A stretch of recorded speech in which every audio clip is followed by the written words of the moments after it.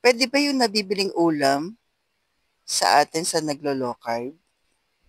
Puwede naman po, kaso ang tawag na po doon ay dirty low carb.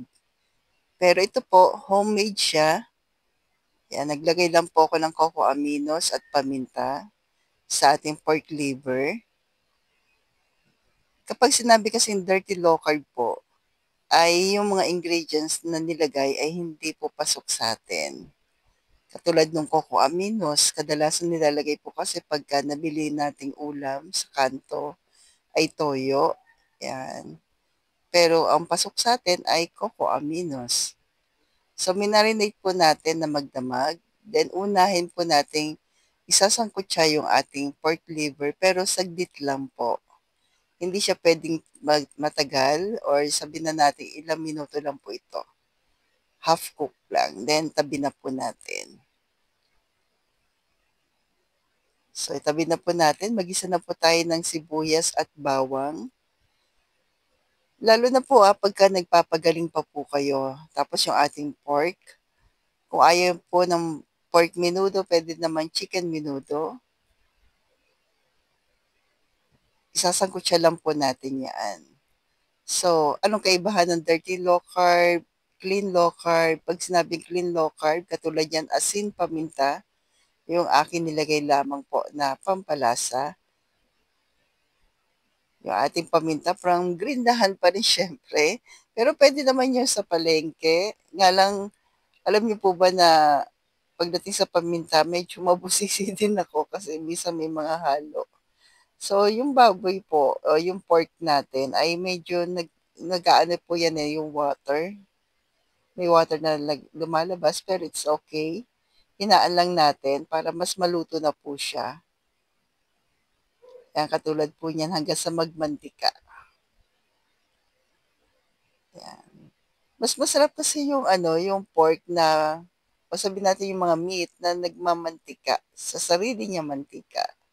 Yan, mas malasa. And anyway, yan talaga yung kailangan din natin. Yung fats na yan po sa low carb. So, yan po. Pagka ganyan na po nagmamantika, lalagyan na po natin ng tomato paste. Hindi po ako naglalagay ng tomato sauce sa menudo. Yan, kasi may mga sugar po yung tomato sauce eh. So, always lang po na i-check yung ingredients para po kung pwede ba to sa atin o hindi. So, itong aking tomato paste po ay wala naman siyang sugar. Ayan. Then, add po tayo ng laurel. Ayan. Sa mahinang apoy lang po ito, hayaan pa natin magmantika. Maluto po siya sa tomato paste, yung ating pork. Try nyo po ito, masarap siya. Then, kung umabot ka po sa part na ito, naglagay na po tayo ng pickles po. Low carb pa rin po yung pickles ko. Pipino lang naman po yan. Tsaka stevia erythritol. Meron na po ko niyang recipe. Pa-check na lang po sa aking profile. Then hayaan pa rin natin maluto pa po.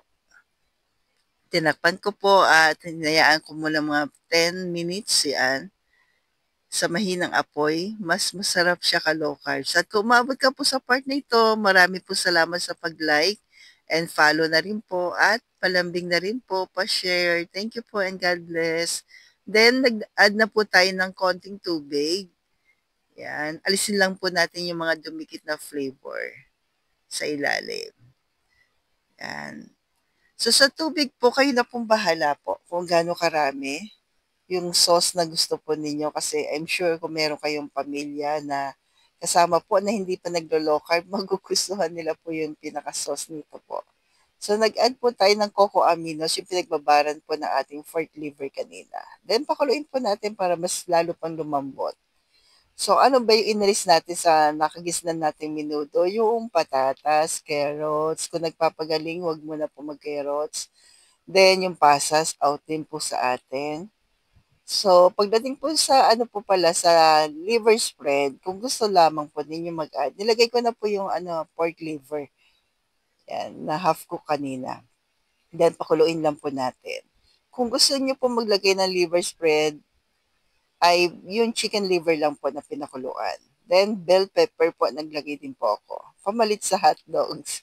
Kasi yung hotdog po ay out sa atin. Pero kung may kapamilya kayo na hindi naman naglo-low carb, maglagay na rin po kayo. Kasiyahan nila yan pagdating sa menudo. So, yan na po. Stay healthy, stay low carb pa rin po, and God bless sa ating lahat.